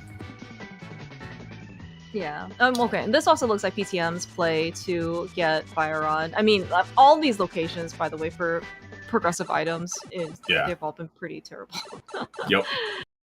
Yeah. I mean, one like. Yeah, we have boosts in the back of Pendant Thieves Down, although, like, you know, they're probably there's at least one meme attached to that. We had Myths and Brewery, where both Thieves Town and Skullwoods are pendants, right? So it's not like you want to even like go into those areas. Pod was pretty. I mean, Bow was in the first chest of Hookless Swamp. Fire Rod and Spike Cave. You know, like these item plays are pretty bad. Believe in Pendant Pod too. I mean. Or I believe in Crystal Pod with that red cane. There's just like each dungeon has like one item that just pushes you along, and those seeds are not always the most fun to play. Okay, this is actually gonna be pretty interesting. So PTM's actually gonna beat Telethar into Turtle Rock. However, though, this might be let's go check the first 1 or 2 chests in TR and see how far we get. And if not, PTM can actually just run over to Spike Cave. So I think it's actually pretty nice. I see him probably going into Super Bunny and Hookshot, because that's something Telethar did that PTM's not been up and on to do at first. Oh, you're right. So, how about that? Good point. Yes. I'm not sure if he's going to go in just for one possible check and how far you go in. I do know of some runners that do like to go in, see if they can get a key, and do you go to Chomps? Do you stop at Chomps? Do you go to Lava and such like that? But all those are not the most fun to play. You know, they're hard decisions to make, especially we don't know how these runs are feeling, because these items are kind of later in the seed now for them. Yeah, and I don't necessarily. Okay, I think the default of any person in a rando race is my opponent has probably had this 30 minutes ago. For it doesn't matter what happened, you know. My opponent got routed, etc., etc. But like, and then kind of maybe looking at the things that Telethar had to go into Pod without the bow and couldn't finish it, right? So he may not be feeling great about that, but he did get, for what it's worth, the cane out of it. Now PTM ended up getting the bow out of Focus Swamp pretty early, so that must have felt really good. However, he kind of pseudo last located his boots, right, in the back of Pendant Thieves Town, which, you know, again, it does look like he's gonna hop in here, and there was a key in the compass chest too, so he's gonna be able to keep on going. Yeah, we'll see. So we'll see how far he can make it, because Telethar ended up getting a small key and big key in Roller Room, which PTM can't get. So he might just be, hey, look! There's the lamp. Hilarious lamp. So that lamp would actually, that he won't be able to go any farther with that. However, that does open up Desert Palace for him, even though there's no item there. He also does unlock both, like the Fire Locked Mire side for one item. I don't know. I mean, maybe. Oh, okay. This fight just sucks with Pokies. This is why we want Fire Rod. And especially with the hammer, when it's in the ground, you're not going to be able to move. So you're kind of sitting there watching the Pokey head or Pokey piece just bounce back and forth. Yeah, one thing I've definitely noticed when people are trying to kill Pokies with a sword is that, you know, they make a sword slash and then they hold out their sword in front of them. So then when the ball ricochets back, it's less dangerous. Yeah, you don't really have that. You can't just hold out your hammer, you know, in swordless. And PTM running from Turtle Rock over to Spike Cave, so he's going to get his Fire Rod as well. This should be interesting. Yeah, I'm just going to assume that PTM is just going to go straight back into TR after this. Now that being said, though, like the fact that he only went to Chomps, I think is actually a very reasonable double dip into try. So, like, you know, like going all the way to Lava, like to Laser Bridge, though, like that would be real, you know, feels even badder, worse moments. But yeah, getting the Fire Rod here as Ivisus. Is that your name? is Yeah. yeah, I mean it's never gonna feel good. Like you never want to find an item that you would like to have, 3 minutes after you wanted to use it. Yeah, the one thing that Telethar are getting here, if there is a hookshot in Totorock, then that will pull him over to Swamp Palace, then the bow. So I see that being a very big thing, because now it's hunt for this hookshot. I think whoever gets the hookshot will be sitting pretty, because it's obviously Mario's already got the bow, but the hookshot's going to pull Telethar straight to Swamp Palace. And it does look like there's still 4 items left in Totorock. Mm-hmm. Yeah. That's kind of interesting. Does this... Oh dear. And we just found the hookshot in Crystal Road. Well then, that might be like... Well, I think for Telethar, that's going to lead him to Swamp, and then that might be go mode? Mm-hmm. Yeah, it's really going to depend on what Mario is going to do. Is he going to go up to Totorock and see if he can finish it? Or is he going to do Hookless Swamp?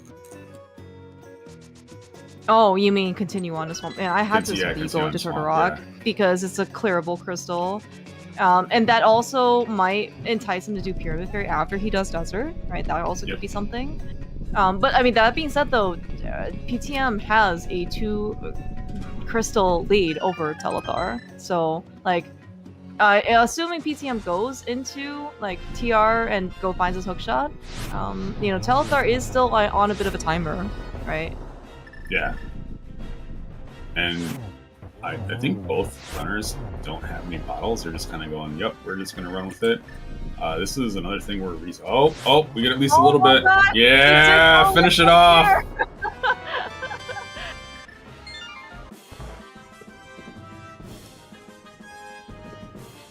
That is the kind of fight that we expect here on Survivors of Hyrule on Zelda Speedruns. Can't believe Telethar couldn't get the bow out of Hookless Swamp in order to even one arrow. That's all we need. Just one arrow. That's right. I think Telethar actually probably would have been happier actually with the bow.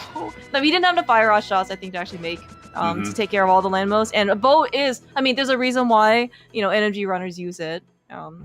When there's probably like not a lot of better options. We did see Telethar and PTM kind of trying to use the hammer, and again, it does temper sword damage, which is great, but it's also very awkward to use, right? And the bow doesn't have a ricochet. You can just phases shoot it from remotely. It's actually a very good weapon and does a good amount of damage. Yep, and then this is where the fire rod. We're gonna see the fire block checks over here in Meyer. Unfortunately, they're not gonna pay off. But hopefully he won't be doing cutscene checks, because if you're in here, you're committed to doing both of these checks. But you also right. I don't think there's enough magic for a lamp here either. Does he have a potion? He does not have a potion. He can always get magic from the room down there. Oh. He has exactly enough. Oh my gosh. Exactly look at this. enough. How? Yeah, look at this magic. Look at this. We didn't hit the switch. We have time. Don't worry. Yeah. But yes, that is an unfortunate elapse. Oh, you know what? We got plenty of magic. So that could be useful. The thing is that Telethar is going to be here at Go mode, I believe, in just a little bit. So I'm really hoping that this is for my team's sake, and that's where I'm going with it. Going up to the mountain play to get Turkrock done. Where is PTM going? Is he checking Aga? Might be checking Lumberjack. Okay. Yeah. Yeah, that's right, because I think there was a lot of divergence and exploration. And then, in open mode, especially without boots, right? I definitely very much understand people not wanting to check Lumberjack because it's such a long walk up here. Telethar was kind of nice to be able to do it to combine, I think, with the mountain, going up the mountain, so that was at least pretty nice. Yeah. PTM is still not done. And he's going to be checking his ped now. This is a little interesting, just from conversations that we've all had. I mean, you said it earlier, you have a clearable Turtle Rock, so and Telethar just hit go mode at 1 hour, 21 minutes, and 38 seconds. Yeah, and I'm trying to think right now what PTM actually like wants to do. Like there was gonna be maybe another option check ped along with Skull Woods, but maybe he wants to make that decision to see in this case if he needs to finish Hera. What is back here? Did we not do back of escape? He did it right away. That's This what I thought. this might be some nerves coming in. Oh, he hasn't done. See, okay, I was actually wondering because Telethar also skipped our cross, and he was at Pyramid, along with PTM, and then like they both just still didn't go to Dark Cross. Oh, we're doing both Frederick? No, stop! We don't want to see this. This is not okay content. Frederick with any weapon but a sword is pretty hard to do. I heard Bombos also, it's Mhm. not very friendly either. Well, that's not friendly to Frederick. I mean, that's just fun. Yeah. Thank you. And for the fourth battle, so we're now at battle percent. Mm-hmm. So PTM is now on a clock, and it looks like he's going to be heading up to Turtle Rock. I am actually, yeah. I mean, well, I think a lot of the stuff that PTM is also doing, it is also very understandable as well. Like, if it's possible, because right now he is just missing Hookshot, right? Yep. If Hookshot is not on the mountain, he saves a whole mountain trip, right? Like up, so in order to be able to check, even Dark Cross, if it's just there, yeah, and you may not feel great about leaving the Hookshot in Dark Cross because, that's something that your opponent certainly could have gotten a lot earlier, but it does save you a mountain trip, right? Another one you can just basically just go do Swamp and then climb, and then, you're in GT. Yeah, Telethar, we're trying. We got some bomb Argus going. I know. Sadly. This is where I think having to be able to hit that start menu and getting in there to switch out instead of trying to quick swap. I think that may have been a thing there. Quick swapping 2 hook shot, not that bad, but once they're in your purview, you gotta get those puffs down. Yeah, and unfortunately, only the silver arrows work on the puffs in phase 1. So we, while we do have a full quiver, and Telethar did find his bow, we did not have a second bow in order to be able to use this. Telethar also doesn't have the half magic that PTM, went back to Meyer for. So he probably is not as willing to be able to use, a rod here. Mm-hmm. And I looking at PTM's stream as well, I think once he got up to the mountain, he did kind of realize that Turtle Rock has been open, so some of those plays may have not been the most efficient, but I do know that he will be looking at this afterwards as well. So they're all understandable. All these plays are understandable. For sure. I think the Aga check was also is very understandable, right? Being able to check Dark Cross because it's still like a check not on the mountain. Like that's also very understandable. Like all these things are things that. I like if you can avoid another mountain trip, that is actually going to be quite the time save. It just happens to be right in this case. We saw the hookshot was in Crystal Roller for Turtle Rock, so we know that the right answer for this particular seed is to go up, but he doesn't know that. And here's where a little bit Telethar is going to get a little bit of time on PTM as well. Is PTM went and did Pod and Eastern and finished those off without a lamp, without boots. So I mean, Telethar is going to be able to go into those dungeons. So that's a couple 30 seconds. That's 40 true. seconds That's true. From both those items alone. Yeah, that's actually right. That's actually certainly. Oh my gosh, dude, don't die. Yeah. Chomps are awful. But yeah, that's actually a good point. In that PTM is actually he ended up doing the back without a fire rod, without a lamp, without you can't use any medallions. But really, he had a bow to his name, and that's kind of it in order to get through dark rooms. He still got through them, well. Yeah. But you really just can't beat having a light source. Yep. Especially the lamp. I mean that lamp just makes those rooms so much faster. I am kind of curious to know where this other bow is. Maybe it's just in GT, as in GT basement or something. You did mention in Swordless the Moldrum Tooth Chest is guaranteed to have silvers and as an upgrade, so we just need a bow, and at least we can have this for Ganon. Yeah, and I do think Telethar is a little bit ahead here, just for the fact that he was able to kind of get through here, get the hook shot, and hasn't touched these dungeons without the boots. Whereas PTM still will have to go beat Swamp. While that is a go-modable dungeon, he'll have to come up and do that come up climb again. So that'll be interesting to see what's playing around in his head from there. Yeah, right. I do think that at least like Telethar probably will be the first between himself and PTM to get to GT, right? Because yeah, you mentioned so we have to beat Pod, which is maybe a little bit shorter right now than where PTM is in TR, and then and then like Telethar still has to do Eastern, but I think that's also a little bit faster than even go moding Swamp. Even have to get in. Go ahead. Sorry. Yeah, no, I was going to think though, like, we still have to, we still are not done with the game quite yet. We still have the GT Big Key to go find. Depending on where that is, can actually cause some amount of more variance. I also don't want to take for granted the, this person is better than me type of execution. That kind of goes all out the window when you play Swordless. So, the rooms aren't going to be as clean. You don't have a lot of medallions, to use. So...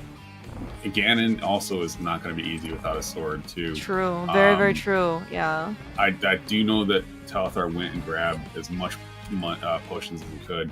He grabbed two blues and a green. So he has that in his pocket. It's going to be interesting to see if Mario is going to do the same thing as well. Because he has 4 bottles and quite a bit of money to go with that, too. So Mario's look of, yep, that's where it's at. Once he grabs that hook shot. He is now in go mode as well. A little bit after, like maybe 5-6 minutes after Telethar got in go mode.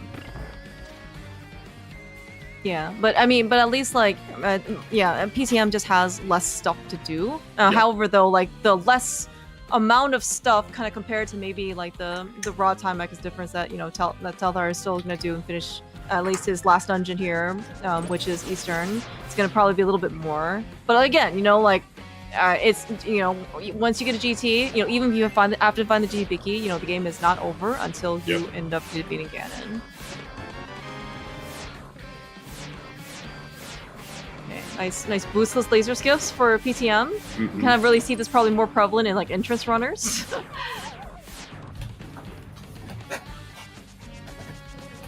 We're just gonna use those eyes. Oh no. I think this might be where the nerves are coming. Oh no! Well. Oh no! We are going to use a. Do we have? Oh, he has a fairy. Okay, that's at least something. But let's use. Yeah, let's just use the cape. That's we're gonna use the tools that were given to us, I think, and go from there. Yeah, we worked hard to get that cape off Catfish. Yep. Make Catfish worth something.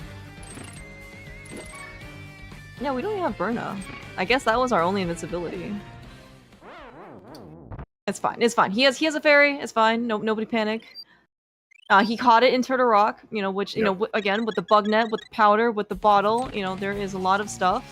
The fact that he does have to go off the mountain before coming back in. For Swamp, he can also make a pit stop to the potion shop.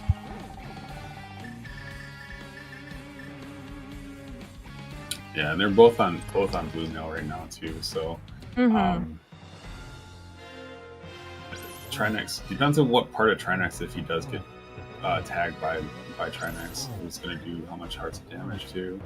But I know PTM has been experienced at hammer Trinex as well. So yeah, and the fact that he does have half magic does make the fight a little bit. Have a little less pressure. Like you can just see him basically spamming the fire rod instead of necessarily having to land all of the hammer hits. I think he may have lost count on the ice head, so he wasn't able to switch over to over here. He is, unfortunately, I think in one hit mode if he gets hit by the head. So hopefully that's not the case. Whereas Telethar is making his way up onto the mountain to get over there, and definitely using that hook shot to be like, get out of my way. Dead Rocks, just leave. Yeah, hook shot, go mode. When it's in Swordless, it does kind of maybe negate the advantage, like a lot of the advantages of having boots. But apparently, we actually didn't need to go to Hookshot Cave after all, because Hookshot was in fact go mode for both PTM and Telethar. And if you all want to go ahead and play our GT guessing game, Get your bets in for what item and what check is going to be the GT Big Key 1 through 22. Make sure you put your number in. Clearmouse, do you have a favorite number to guess on this game? Let's try 11. 11, all right. As I see 9 is taken, I'm going to go ahead and use 8. Okay. The reason why I decided to pick 11 is because in German, 11 is elf, and that's Link. So I'm going to stick with 11. Nice. I have no particular reason why I picked 9, other than somebody. I also have no particular reason to pick it. Yeah, I mean, it's just a reason, you know. May as well go with it. And it looks like Telethar will be the first one into GT at letting this cutscene play out, and this just like this big stairway to come down. Looks like it's going to be in at 132.34. Sounds good. Sounds good. Yeah, and so Teleth's going to go into, gonna at least do Stalfos room. I'm going to assume that he's doing the old Stalfos room into Hope room, Compass room, and then, you know, the remaining of the dungeon.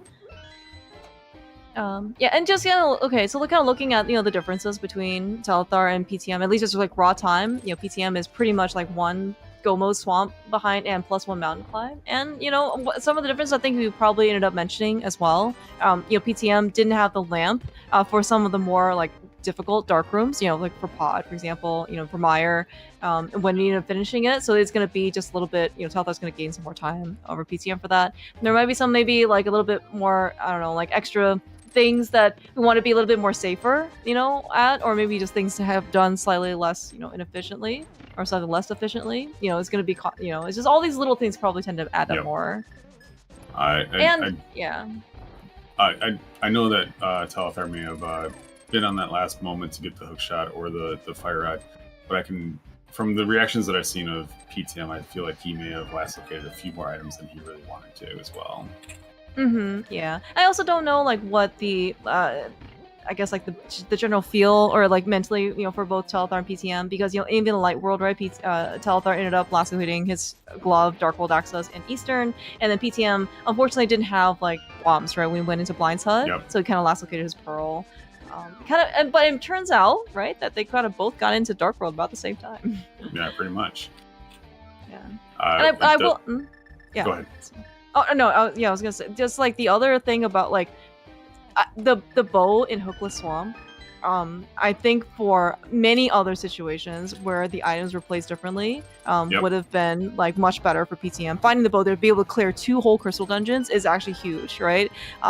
Happens to be in this particular case that the only thing the Pod really kind of netted us, right, was in this case, like, Samaria. And that didn't really lead up to, I guess, like, too much, right? But it could have been another situation where, you know, maybe that, like, ended up, you know, you needed to dip Hookless Swamp in order to go get the bow, in order to get the hook shot at a Pod, you know, or like, you know, or like something, and it just didn't kind of like end up working out that way. Yeah, and this is one of everybody's favorite sayings, is where rando be rando. It's like one person goes left, one person goes right, and they both get different items that lead to different things. So yeah, exactly. Yeah, PTM also gonna do the old menu boss with the hammer and the hook shot and the menu start button. Hey, we get many buttons here. There is their big key. Quite frankly, I kind of lost count because we've been talking 16? About PTM 17? and such. Okay. 17, nice. And there is Vidi down for PTM. Yeah, so I guess in this case, if you decided to rando rush your way through to GT, you would have been, you save yourself, you know, a compass or a right side GT clear.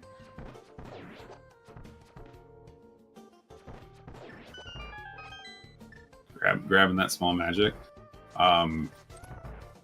This should be interesting because, you know, no half magic, nine arrows to play with.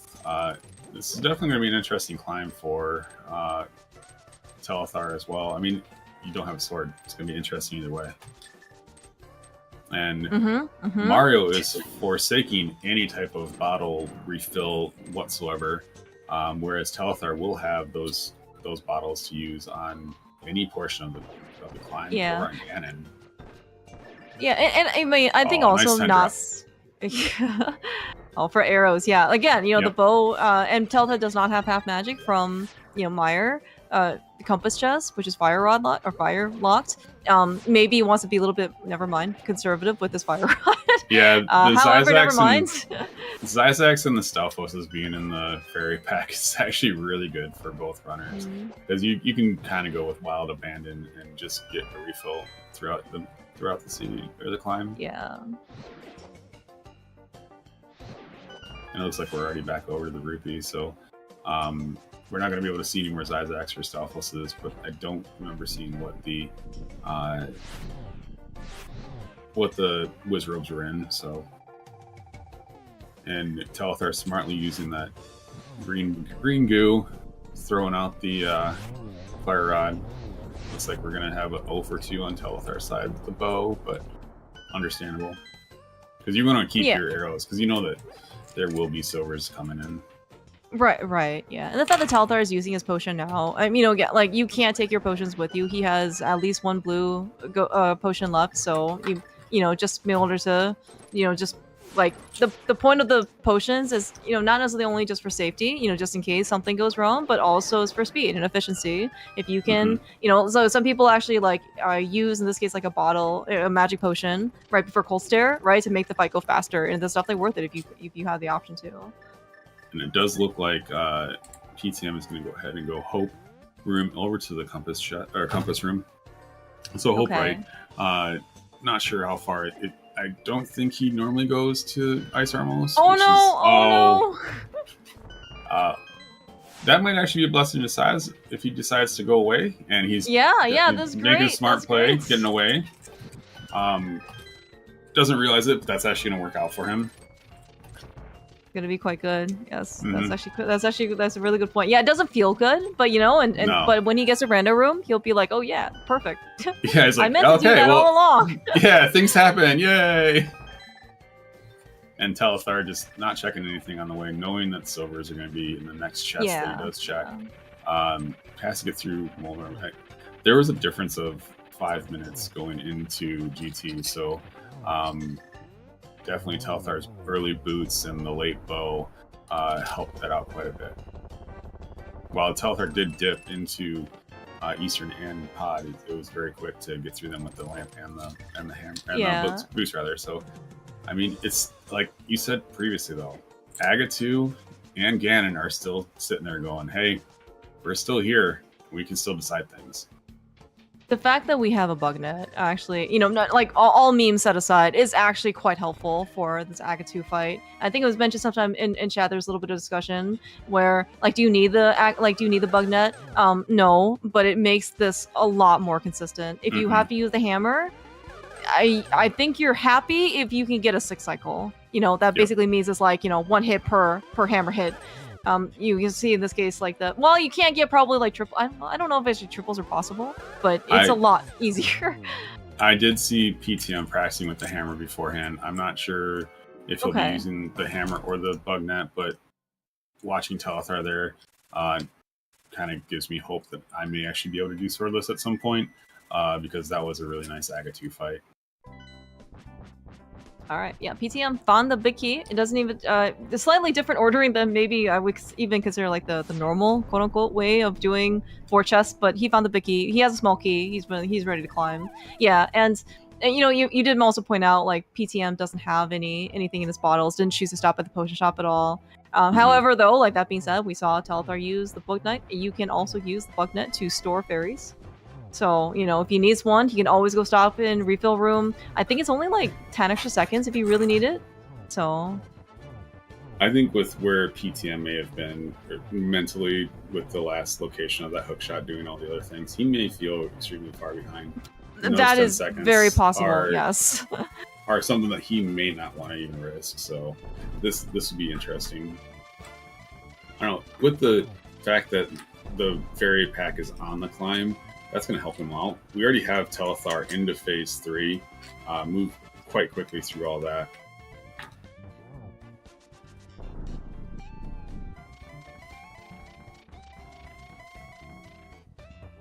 We're almost done. We're almost done on Telethar's side. Mm-hmm. We have Silvers. He just has to make sure to not fall. Okay, it's fine. We didn't warp on top of us. And I think this will be the third one here. So he's got one more to go. Oh my god, that was so close. Yeah, that's the fun part about the hammer hitbox. Let's get our GGs in chat for Telethar. All he has to do is walk across that bridge. I, from personal experience, can say that it was difficult, but Telethar will hopefully, come on, bridge, get through there and finish with a time of 1:42.07. Yeah, big GG's Telethar. The seed was certainly not friendly, but Telethar, managed to at least maneuver his way through. I think the biggest boost mentally for him was he finding those boosts in the back of Pendenthe's Town. He was like, oh, this is fine now, we're good. And we are joined by Telethar in the booth. GG's Telethar. Congrats on your Telethar. win. GG's. All right. So, how did you feel? I guess about. I mean, okay. Let's at least caveat this was a swordless seed, so your feelings may not be great. But how did you feel about the boots in back of Thieves Town? So I felt bored, and then I got the boots, and I was like, oh, thank God. And then I got the mitts, I was like, wow, that's probably Doom if you just do Vu first. That was basically my thoughts. And unfortunately, that's exactly what PTM did. Was he did Brewery, did the front four of Thieves and bailed out. Yeah, I mean, it makes sense with mitts. There's not a good reason to stick, to do the back. Yeah, it's 4 items, but and so it's, mitts. The thing is, he also dipped into Swamp Palace when he went hype into Swamp, or hype Bombo Swamp, and got his bow. So he had already done Pod Eastern when you were getting your boots as well. So it was a very, very nicely routed by you, very nicely done. Yeah, I mean, I think outside of the boots, it was pretty bad. Not bad choices, but just went pretty poorly. The Swamp double dip is much nicer than the Pod Eastern double dip, and you're gonna have to do one of them because Pod blocks the hook shot, and getting a bow and bailing out of Swamp is not that painful. Yeah, it's just that you had the ability to go through those dungeons once you got back in with the lamp and also with the boots, and that actually helped because he spent a lot of time in Total Room as well, getting through everything. Yeah, it makes sense. And also with the way the seed was rolling, it was like, go to dungeon, get one item. Go to dungeon, get one item. It's kind of like, all right, what poisons do we pick here? Yeah. Yeah, no, the seed sucked. The boots definitely were in a really stupid spot. It could really just. It's hard to have a good route on this seed, basically, because you need to do a bunch of different things and then also decide to do Thieves Town before Vu, Pendant Thieves before Vu. What was your reasoning to do Thieves Town before Vu? I was just so sick of things. I just wanted to play the game. I was just so bored. That's my reasoning. I didn't have that much left. Pod sucks. Without. I'd already cleared out Eastern. Pod sucks without a bow, so it was pretty bad. There's nothing on the mountain. There just really wasn't much of anything for me to do. So I'm like, whatever. I'm just gonna do stuff here. I don't want to go into Skullwood, so maybe I can not. Nice. It's an open seat anyway. It's all just green 20s for those swords, which it looked like you would have got gold sword in Puppet's Room of GT. If you say so. We do have PTM dropping into Ganon right now. I'm gonna go ahead and finish up the scene. Had a very nice Aga 2 fight. Unfortunately, had to pull out the hammer and got 7 cycle, I think it was. Maybe 6, because he did have a double in there as well.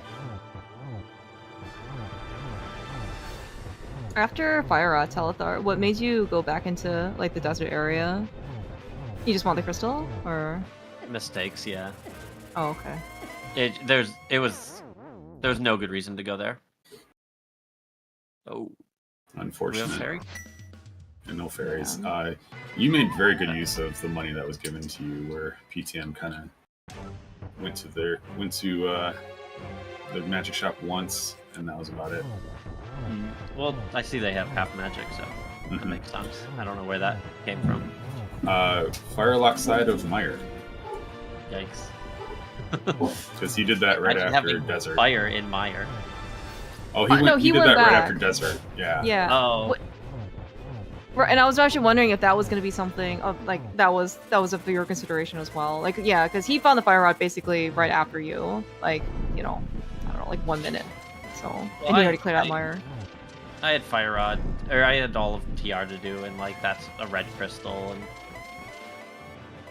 that was not a good reason to like go chasing left side Meyer for an item. Like I hadn't touched Swamp yet. I would have went there before doing Meyer. Yeah. No, it's totally understandable. Because you're done now with Swordless. Hopefully you get to roll something else. Well, or I don't know, or maybe you're hoping you don't have to roll anything else, or your team can just sweep 4-0. Oh no, this fight. we are not having a good Ganon day.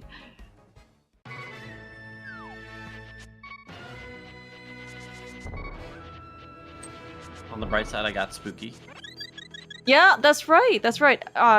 We couldn't see anything, which makes it both better and worse, right? Like you always want to see you get spooky, but also like it's way cooler to see you get dark spooky as well. So that was pretty cool. I was thinking about it. I was like, I guess I'm going in the swamp without the hookshot pretty soon. I can maybe go for another one. I think maybe another question was, were you guys like did you just want to get this match over with, basically, or was this something that you were, I guess, like both like very into playing as soon as possible? I just the moment Swordless came up, I'm like, get it out of my face, like we'd be done with this. Yeah, that is understandable. Yeah, I think so. I think the kind of like the opposite view that PTM has was that he said that Sawyer said that he was going to quit on the spot if the team banned Swordless, right? So, so PTM gets to play Swordless, you have to play Swordless. I'm glad that someone enjoys it. Yeah. I mean, it's fine. I don't really enjoy any of the non-Insanity modes, to be honest, so like, it is what it is. And if I'm gonna play one, I prefer to play casual boots, because I have boots. But, it's all sort of the same. Hey now. There was a discussion about that ban. No, I mean, if PTM enjoys Swordless, this makes perfect sense. Like, I'm a little worried about PTM's. Do you know if he can do Silverless? Ganon phase 4? Because I don't think we have arrows. Not sure. You know? Okay. I'm not quite sure. It does look like he did take that forfeit. I can see the forfeit, especially after a death on Ganon on phase 3 and then a fall on phase 3 or 4, and then running out of arrows. I'd probably be done just like Telethar with Swordless as well. I mean, it's also just very understandable. I think everybody feels kind of bad. But yeah, you mentioned Telethar before. Like the seed was not good. Like the item placements were all really pretty terrible. So yeah, but like big GGs to PTM though. Played. I mean, he went into Hookless Swamp to go get a bow, right? That was actually like a huge boon for him. It just happens to be that everything else he was just like very late to the boots. Yeah. It's terrible. It's all where those items were, and that's all it really was. I mean, if there was more in Pod or where you were doing things more in Thieves Town, I mean, rando be rando. Yeah. Yeah, no, I mean, the boots just being in the dungeon next to the mitts outside the dungeon, it's just so easy to not get them. It's pretty disastrous. So, no. When I got those boots, or when I got those mitts, I was like, wow, that's really lucky. It's dangerous, yeah. Yeah, order of items really actually does matter here.